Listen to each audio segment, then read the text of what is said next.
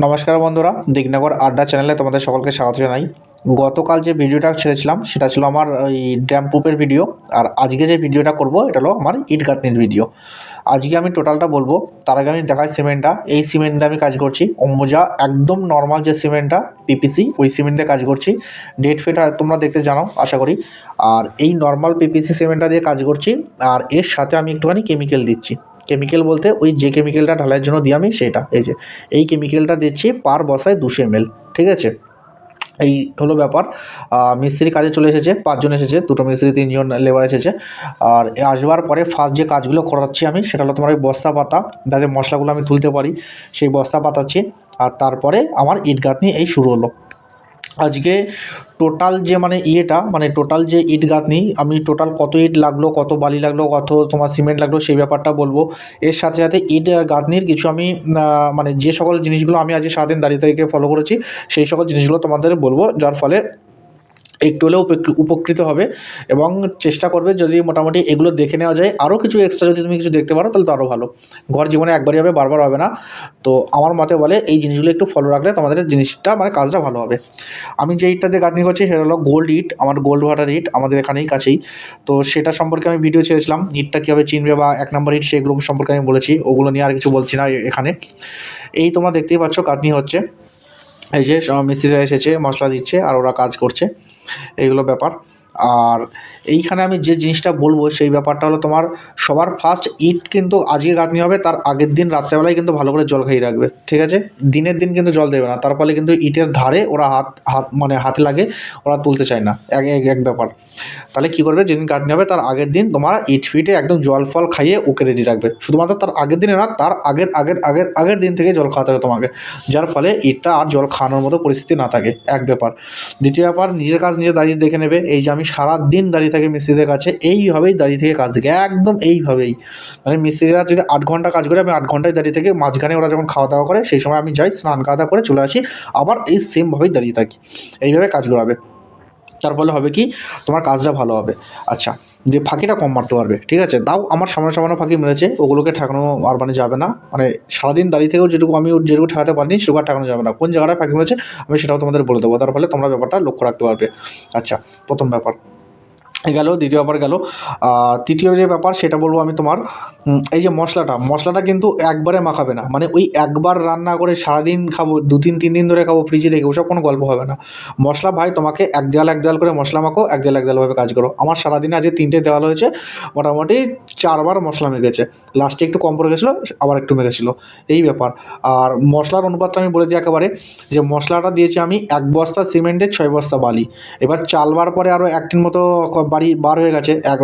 1 বস্তা সিমেন্টে 5 বস্তা বালি দিলে বেস্ট হয়, কিন্তু আমি 6 বস্তা বালি দিয়েছি এই কারণেই, কারণ এরপরে আমি চেলেছি বালিটাকে, কিছুটা বাদ গেছে, মোটামুটি 5 বস্তা 5.5 বস্তাতে গিয়ে দাঁড়িয়েছে, এক ব্যাপার। দ্বিতীয় ব্যাপার, এই যে গাঁথনিটা দেখতে পাচ্ছ, এই গাঁথনিতে যে জিনিসটা তুমি লক্ষ্য রাখবে সেটা হলো অল্টারনেট গাঁথনি। ওই যে খাঁজগুলো হচ্ছে না, সেই খাঁজগুলো যেন একদম সমান সমানে না থাকে, পরস্পর ফাঁকা থাকে। তৃতীয় ব্যাপার, দুটো ইটের মাঝে যেন গ্যাপ থাকে। আমি দেখাচ্ছি একবার, এই যে দুটো ইটের মাঝে যেন সর্বনিম্ন 10 mm থেকে 25 mm এর মধ্যে যেন গ্যাপ থাকে, তার কমও 10 mm এর কম যেন না হয়, এদিকে 25 mm এর বেশি যেন না হয়। আচ্ছা, এই ইটটা আমার মাঝখানে কোনো গ্যাপই পড়েনি, কিন্তু তার পাশের ইটগুলো দেখো আবার গ্যাপ পড়েছে, ওই 2-1টা ইট একটু বেঁকা থাকে, মাঝখানে গ্যাপটা মরে গেছে। এবার তোমরা করবে কি, মাঝেও যেন ইটের দুটো ফাঁকের মাঝেও গ্যাপ থাকবে, আবার লম্বিও গ্যাপ থাকবে, এইভাবে করবে। এরকম এখানকার গাঁথনিটা তোমাদের দেখলে বুঝতে পারবে। ওই সাইডেও আমি দেখাচ্ছি, ওইটা দেখলে বুঝতে পারবে, এই যে এটার দেখলে বুঝতে পারবে, ইটের পাশাপাশিও গ্যাপ আছে, মাঝখানেও গ্যাপ আছে, এই যে লম্বাভাবে গ্যাপ চলে গেছে, আবার পাশাপাশিও গ্যাপ আছে। ঠিক আছে, এইবার এই যে লম্বা গ্যাপটা, এটা দিতে গেলে কিন্তু তোমার দেওয়ালের গাঁথনিটা একটু খারাপ হবে, একটুখানি বেরিয়ে যাবে, কিন্তু ওরা বলবে কিন্তু এটা মাঝের গাঁথনি দেওয়ার কোনো দরকার নেই, কিন্তু তুমি দিয়ে দেবে, এটা হলো কথা। দেওয়ালে একটুখানি খারাপ হলেও প্লাস্টার করলে ওটা ঢাকা পড়ে যাবে, কিন্তু মাঝের গাঁথনিটা কিন্তু আর কোনো দিনও ভরাট করা যাবে না, অতএব একটুখানি ফাঁকা দিয়ে করবে, এই একটা ব্যাপার বললাম। আচ্ছা, এইখানে আরও একটা ব্যাপার বলবো, যে তোমার এই যে আমার বালিটা চালছে, এখানে আমার দুখানা চালনিতে চালা হচ্ছে, যেহেতু আমার 10 ইঞ্চি গাঁথনি, তার জন্য একটা চালনিতে আমি ঢালাইয়ের মশলা চালা যায় যেমন সেটাতে চলছি, আর এই পাশে যে চালনিটা সেটা হলো প্লাস গাঁথনির চালনি, এই যে এটা হলো গাঁথনির চালনি, আর ওইটা হলো ঢালাইয়ের চালনি। এইবার যদি কারোর 5 ইঞ্চি গাঁথনি হয় সে শুধুমাত্র গাঁথনি চালনি দিয়েই চালবে, আর যদি কারোর 10 ইঞ্চি গাঁথনি হয় তাহলে সে একটা ঢালাইয়ের চালনি আর একটা তোমার গাঁথনি চালনি দিয়ে চালতে পারে, অসুবিধা হবে না। আর যদি এটা একদমই মানে পয়সা কড়ি বেশি থাকে তাহলে একদম গাঁথনি চালানো দিয়েই চলো ব্যাস।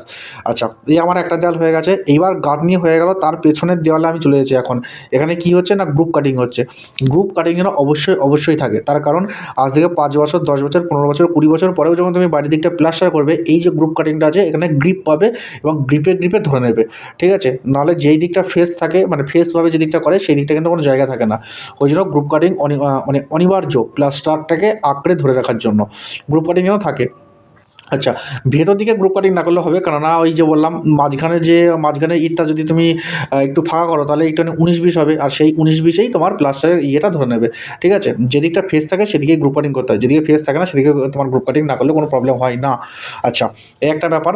আর এই যে ইটগুলো যেগুলো আনছে, এনে যেগুলো যে জায়গাটাতে ফেলছে সেই জায়গাটার নিচে যেন তোমার বস্তা বা পলিথিন পাতা থাকে, যেটা আমরা দেখতে পাচ্ছ, এই যে বস্তা পাতা আছে, পলিথিন পাতা আছে, তার উপরে ইটটা পড়ছে, তার ফলে বালিটা জড়াবে না। এই ব্যাপারটা তুমি লক্ষ্য রাখবে যে যার উপরে তোমার ইট প্রুফ যেন এটা ভালো থাকে। আচ্ছা, এই একটা ব্যাপার। আর মশলার অনুপাতটা আমি বলে দিয়েছি। আর তোমার ওই আমার আজকে সারাদিনে আমার 1020-30 ইট গাঁথা হয়েছে। আর 1020-30 ইট গাঁথতে আমার বালি লেগেছে, সিমেন্ট লেগেছে 4.5 বস্তা। 4.5 বস্তা যদি সিমেন্ট লাগে তাহলে এক বস্তা সিমেন্ট আমার 6 বস্তা বালি লেগেছে। তাহলে 4 6 24, 25 26 27 বস্তা আমার বালি লেগেছে। আর 4.5 বস্তা আমার সিমেন্ট লেগেছে, অম্বুজা সিমেন্ট, নর্মাল সিমেন্ট লেগেছে 1000 ইট গাঁথতে। এই ব্যাপারটা জানা গেল।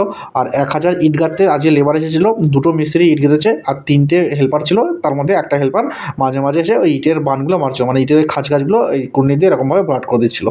এই হলো ব্যাপার। টোটাল আমি বলে দিলাম কতজন শ্রমিক লেগেছে, এবং কত ইট গেঁথেছে, কী পরিমাণ বালি লেগেছে, কী পরিমাণ সিমেন্ট লেগেছে, সবটাই বলে দিলাম। এর ভিতরে আর কিছু বলবার নেই আমার। তবে তোমাকে বলবো বাড়ির মালিক হিসেবে সারাদিন ওদের কাছে দাঁড়িয়ে থাকা। আমার ওই যে মাঝের যে বানটা, মানে এই দু সাইডে মানে ইটের ফাঁকে ফাঁকে যে এই যে লম্বাভাবে যে জায়গাটা মারছে, ওই জায়গাটাতে প্রবলেম হয়নি, কিন্তু যখন ইটটা ঘুরিয়ে দিয়েছিল সেই জায়গাটাতে মাঝখানটাতে কোনো ভালো ঢুকছিল না, ওই জায়গাটা অনেকটা এড়িয়ে গেছে। আমি ফাঁকির কথা বলছিলাম, এই জায়গাটা সামান্য ফাঁকি হয়েছে, তাও আমি দাঁড়িয়ে থেকে মারিয়েছি প্রত্যেকটাই প্রায়, কিন্তু কিছু কিছু জায়গা ওগুলো ফাঁকা গেছে। এই হলো ব্যাপার। ওরা বারবার বলবে যে মাঝেরটা মারতে লাগে না, কিন্তু তুমি বলবে যে আমার জিনিস তুমি মেরে দাও, দেওয়াল আমার একটু উঁচু নিচু 19-20 হবে, সেটা আমি প্লাস্টারে ঢেকে দেবো, প্রথম কথা। নাহলে তো ইটটা ডাইরেক্ট একদম গাদা দিয়ে দিলেই হয়ে যেত, মানে লাট দিলেই হয়ে যেত, তাহলে আর গাঁথনির প্রয়োজন গিয়েছিল। আচ্ছা, 3 দিকে দেওয়াল আমার হয়ে গেছে, আমি দেখিয়ে দিলাম।